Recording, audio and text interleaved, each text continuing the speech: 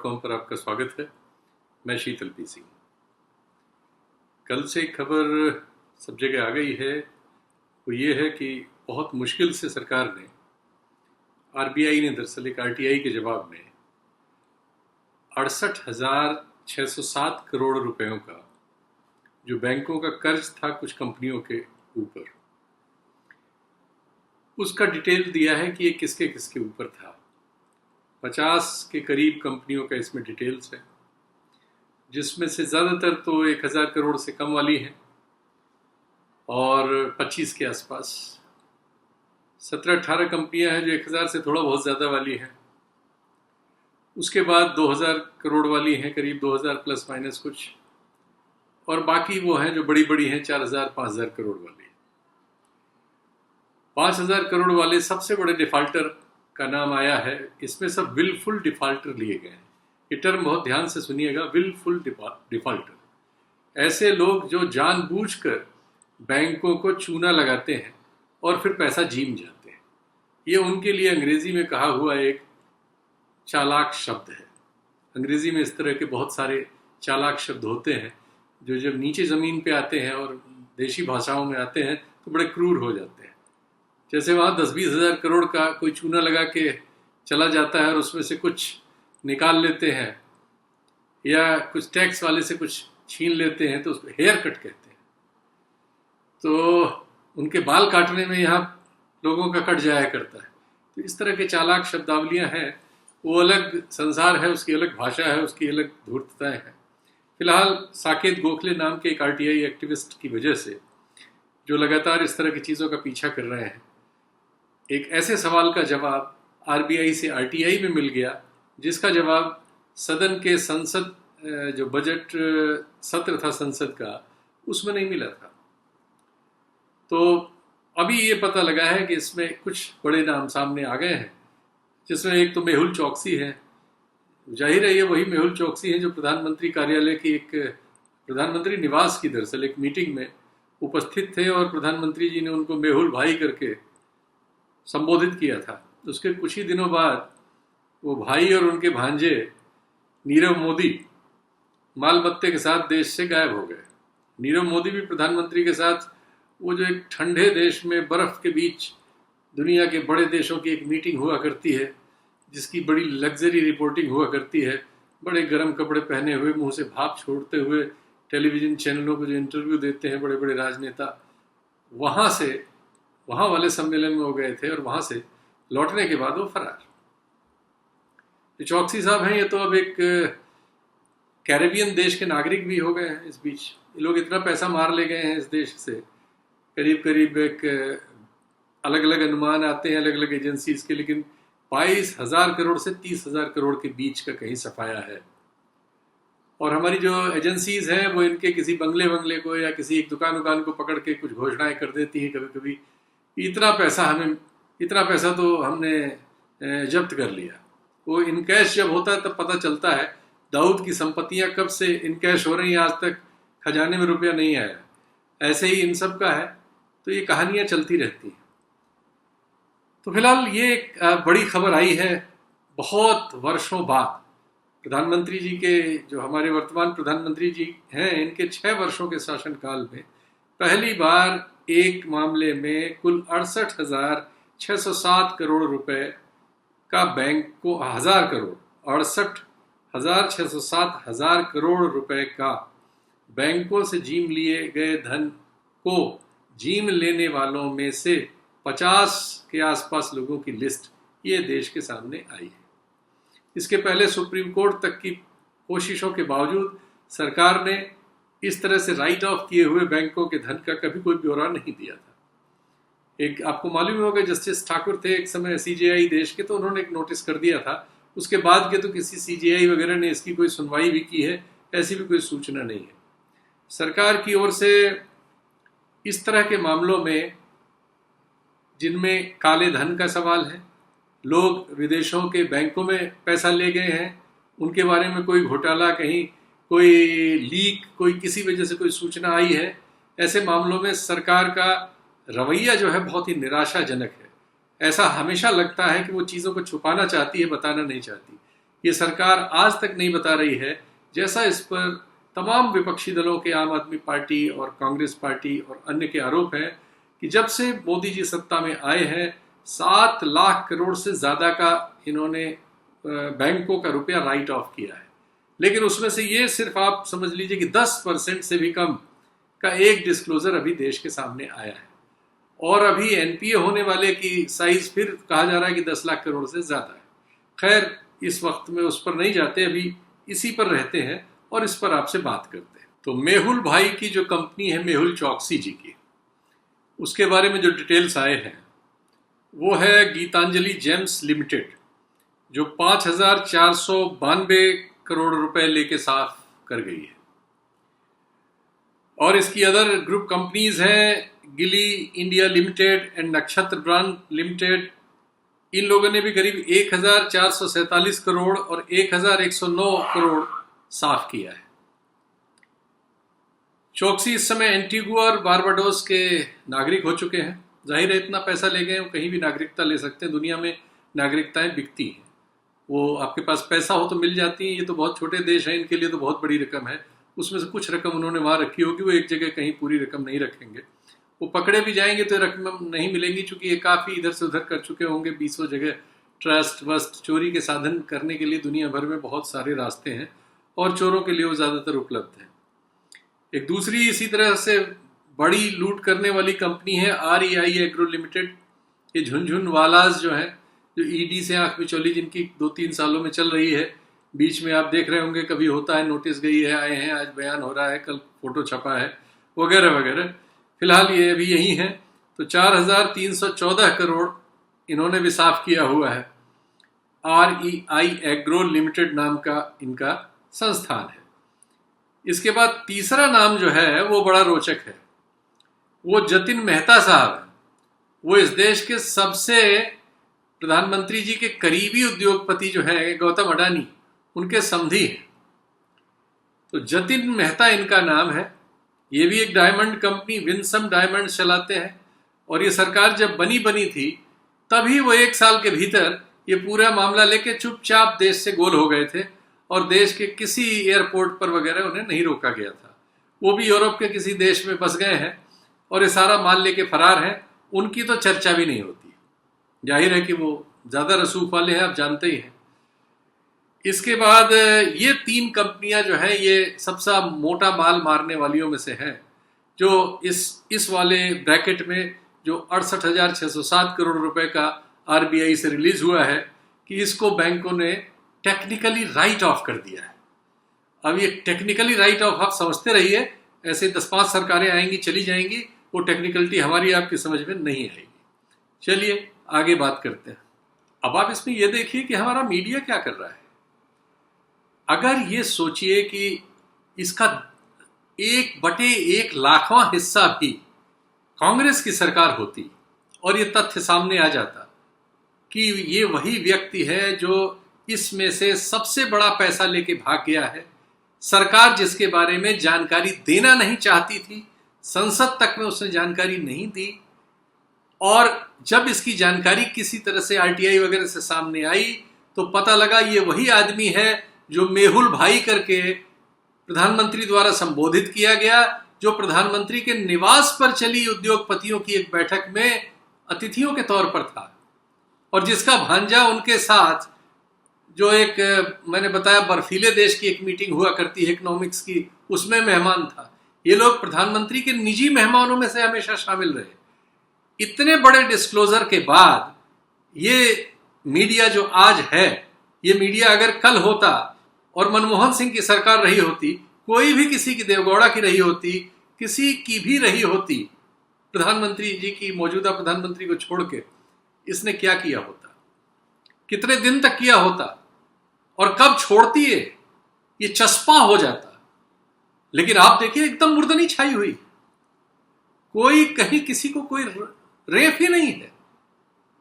ये जो कैरेक्टर है, ये जो बेशर्म कैरेक्टर है कि आप पालघर में एक मामले को झूठा गढ़वाते हैं और पूरे देश पर चिपका देते हैं, और उसके 2 साल पहले उसी महाराष्ट्र में बीजेपी के राज में धुले में 5 साधु मारे गए थे, आपने कुछ नहीं किया था। तब बीजेपी की सरकार थी। या आज उत्तर प्रदेश में 2 साधु मारे गए हैं, तब आपने कुछ नहीं किया, या आप नहीं करते ऐसे मामलों में। ये जो रोल है ये कमाल है, और ये कमाल बेमिसाल है। अब जरा मैं सरकार की जो ऐसे मामलों में नीति हम लोग देख पा रहे हैं उस पर थोड़ी सी बात करना चाहता हूं। जो इससे जुड़े हुए मामले हैं वो क्या है। ये सरकार जब 2014 में आई, 2011-12 से ही देश में एक कैंपेन भ्रष्टाचार के खिलाफ शुरू हो गया था। और उस समय जो वो लोग जो आज सरकार के साथ हैं, चाहे बाबा रामदेव हों, श्री हों, खुद मोदी जी हों, और देश में मीडिया के तमाम लोग, इन सब का सबसे जो प्रमुख नारा होता था वो क्या था? वो होता था कि साहब काला धन देश का बहुत बड़ी तादाद में देश से बाहर है, और अगर एक ईमानदार सरकार और काम करने वाली सरकार आ जाए और उस पैसे को लाए तो हमारा देश तो सोने की चिड़िया है, तो हीरे की चिड़िया हो जाएगा। कुछ इसी तरह का। अब उसमें इतनी बड़ी बड़ी फिगर्स थी कि उनका जिक्र करें तो उनको अपने आप को अजीब लगता है। क्या कहा जाए, 1,80,000 करोड़ तक पहुंच गई थी संख्या। प्रधानमंत्री जी के एक भाषण का हिस्सा जो बाद में जुमला कह दिया गया, उसमें कहा गया था कि इतना पैसा है, आ जाएगा तो हर आदमी के खाते में 15-18 लाख तो यूं ही आ जाएगा। ये कहा हुआ है उन्होंने, जो आज प्रधानमंत्री हैं, और उसी को बाद में उनकी ही पार्टी के अध्यक्ष और अब जो गृह मंत्री हुए हैं उन्होंने जुमला भी कहा हुआ है। तो इन लोगों ने जो कहा और आपने विश्वास किया, हमने विश्वास किया, दुनिया ने विश्वास किया, जिन्होंने विरोध किया उनको विश्वास करना पड़ा, जिन्होंने समर्थन किया उन्होंने विश्वास किया। देश में बहुमत का शासन है तो विश्वास की बात है, ठीक है। हुआ क्या? सरकार ने खुद क्या किया ये तो आपको जितना पता हो आप अपने आप से पूछ लीजिए। लेकिन अगर कहीं से कुछ होके आया, 2016 में पनामा पेपर्स नाम का एक इंटरनेशनल लीक हुआ। मैं इस बात को इसलिए दोहरा रहा हूं कि ये दोनों बातें एक दूसरे से तालमेल रखती हैं।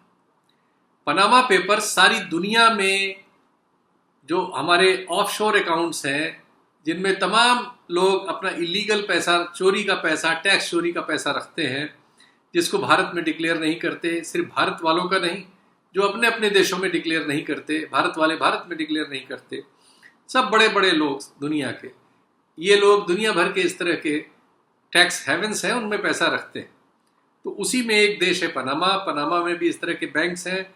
वहाँ एक अकाउंटिंग फर्म थी जो ये काम करती थी, उसका नाम है मोज़ेक फोनसेका। तो ये जो मोज़ेक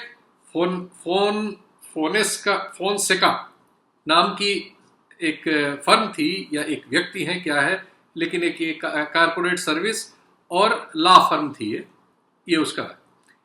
इनके पास से एक विसिल ब्लोवर, दुनिया में बहुत सारे लोगों का कभी कभी जमीर जाग जाता है, कभी परिस्थितियां ऐसी होती हैं कि जमीर को जगना पड़ता है, कभी आदमी बदला लेने के लिए कुछ ऐसा करता है। लेकिन दुनिया में खबरें तभी आती हैं जब कोई न कोई कॉन्ट्रडिक्शन होता है, वरना खबरें ऐसे नहीं आ जाती।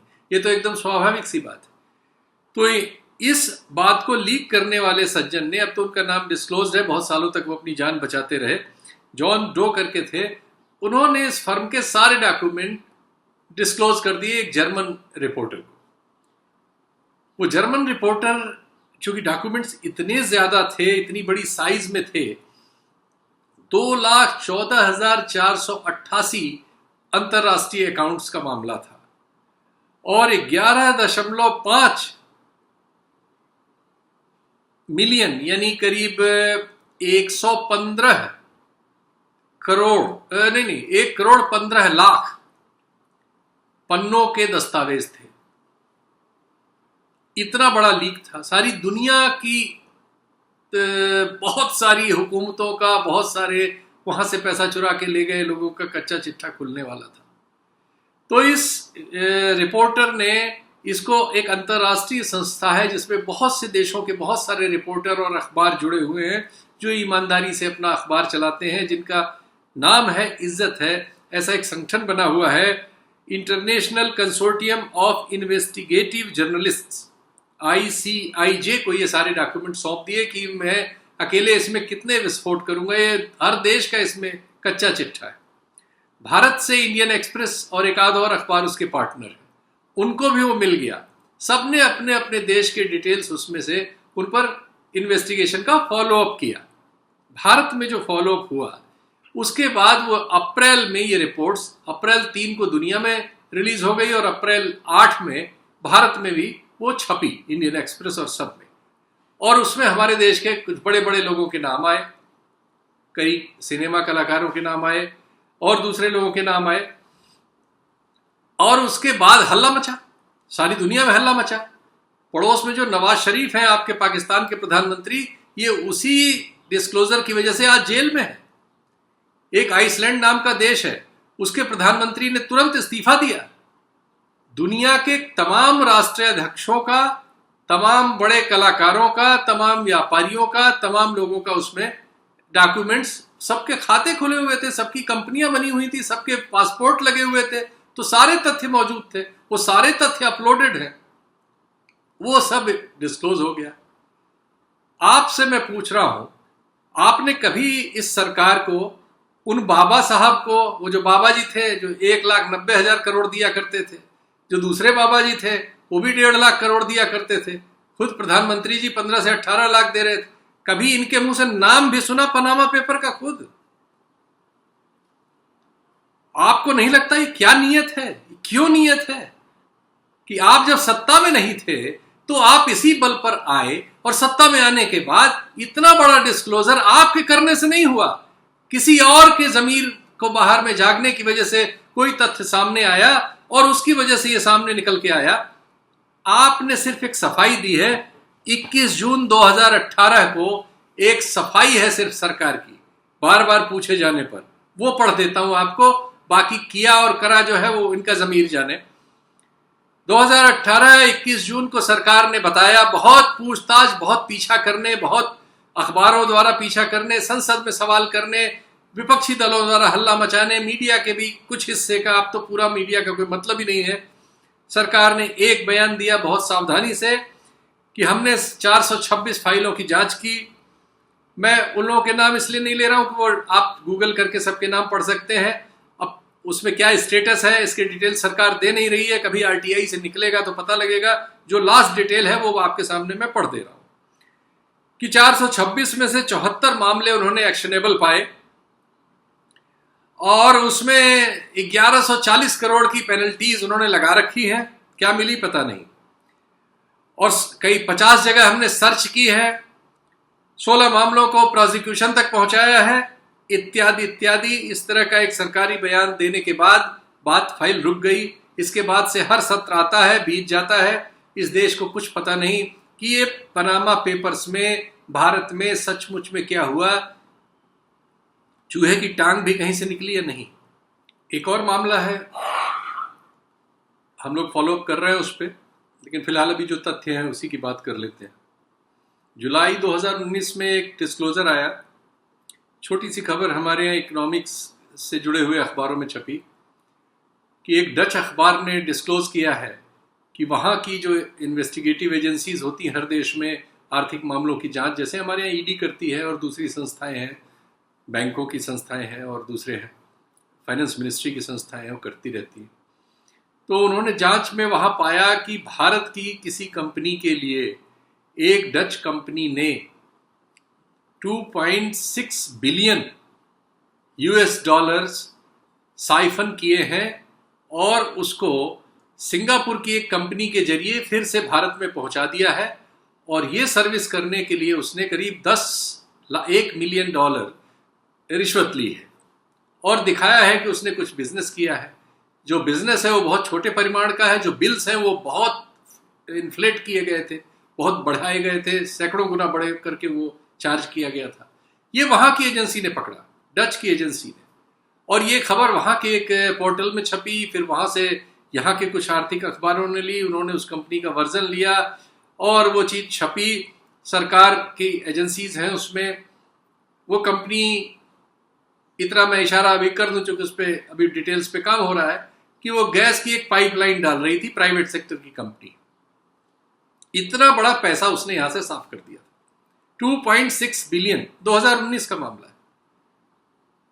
आज तक नहीं पता है कि हमारी सरकार उस पर क्या कर रही है, उसमें आगे कोई कार्रवाई हुई कि नहीं हुई? क्यों नहीं हुई?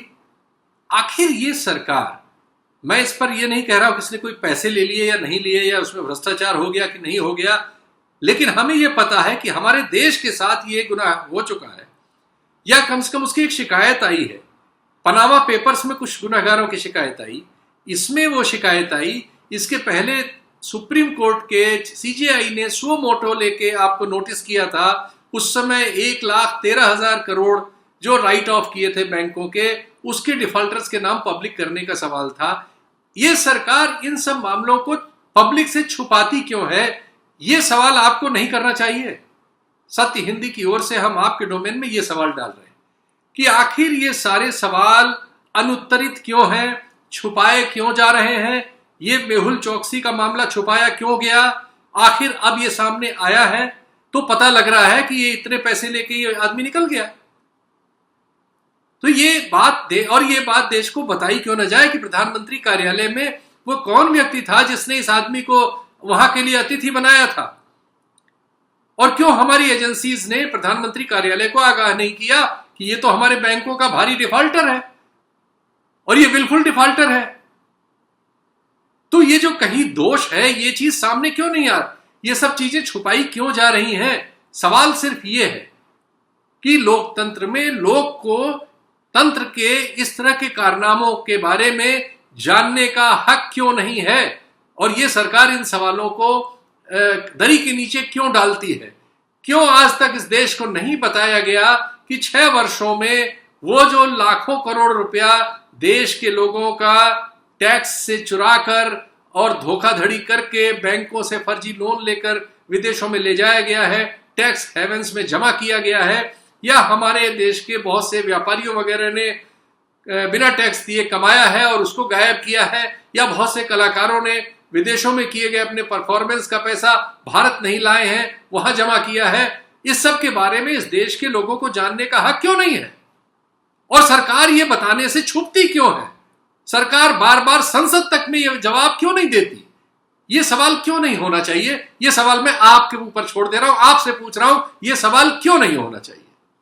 तो सत्य हिंदी में आज इतना ही, फिर हम लोग हाजिर होंगे ऐसे ही कड़वे सवाल लेके आपके सामने। नमस्कार, धन्यवाद। सत्य हिंदी के और वीडियोस को देखने के लिए हमारे YouTube चैनल को सब्सक्राइब करें और सीधे नोटिफिकेशन पाने के लिए बेल आइकन दबाएं।